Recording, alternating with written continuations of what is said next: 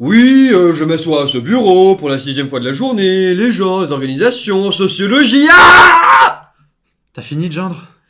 J'étais sûr que ça marcherait. De quoi tu parles? En fait, tu m'espionnes, tu m'observes constamment pour savoir quand intervenir.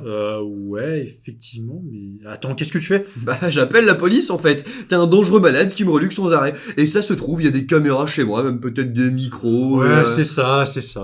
Je sais ce que tu fais parce que je suis toi, je te rappelle. Ouais, tu commences allègrement à me casser. Ouais, calme-toi. On est sur une vidéo tout public.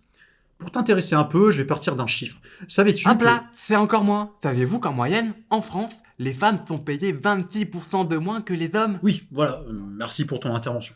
Efficace comme Non toujours. mais attends. Parce que j'ai déjà entendu parler de cette stat. Attends, elle est super biaisée. Les femmes, elles ont plus d'emplois à temps partiel que les hommes. Elles travaillent dans des secteurs moins bien payés. Et même qu'elles ont des postes qui sont moins bien placés. Donc forcément, en moyenne, elles gagnent moins. Mais ça veut pas dire qu'à métier et à temps de travail égaux, elles gagnent moins. Personne ne les force à travailler à temps partiel ou être aide-soignante plutôt que dans la finance. Faut arrêter avec cette propagande gauchiste. Ok, il y a beaucoup de choses à relever dans ce que tu viens de dire.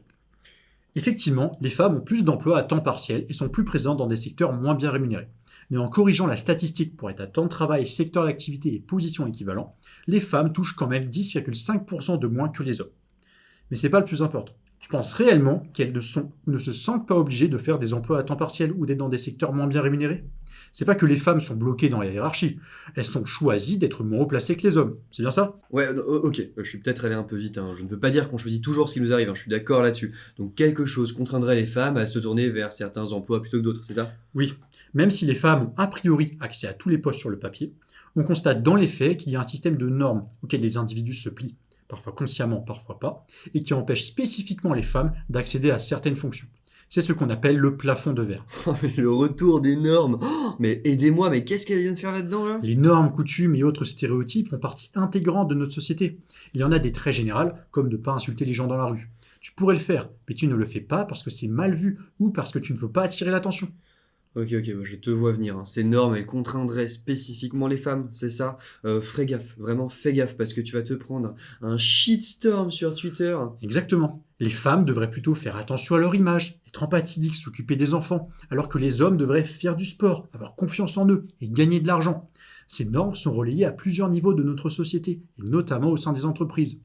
Les postes de direction nécessiteraient des compétences de leadership, compétences attribuées aux hommes, alors qu'un poste d'infirmière nécessiterait du calme et de l'empathie, compétences attribuées aux femmes. Donc une femme souhaitant travailler dans la santé, elle s'attendra plutôt vers un métier d'infirmière que de directrice d'hôpital. Super la mentalité des années 60. C'est ça. Une directrice générale d'hôpital a ainsi expliqué lors d'un entretien avec la sociologue Susan Alford qu'on attendait d'elle qu'elle endosse des traits masculins quand elle encadrait ses équipes. Ah oui, d'accord. Mais donc elles sont bloquées par des normes invisibles qui les empêchent d'évoluer au sein de leur entreprise, comme en fait un plafond de verre. En fait, le terme est très très bien choisi. Ce ne sont pas ces normes invisibles qui m'empêcheront de devenir la prochaine Elon Musk. Elon Musk, c'est vraiment Iron Man quoi. Si ce ne sont pas les normes, ce sera autre chose. C'est qu'un élément parmi d'autres. Par exemple, il ne faudrait quand même pas séparer les femmes toute la journée de leurs enfants. Stéréotype de genre. Donc on met en avant le temps partiel dans certains métiers considérés comme féminins. Donc on retrouve plus de femmes à temps partiel. Et les personnes qui pensent ce genre de dispositif sont parfois des femmes. Qui ne sont pas conscientes des stéréotypes qu'elles véhiculent et pensent bien faire. Et ainsi, les femmes gagnent en moyenne 26% de moins que les hommes. Oui, livine la société, hein.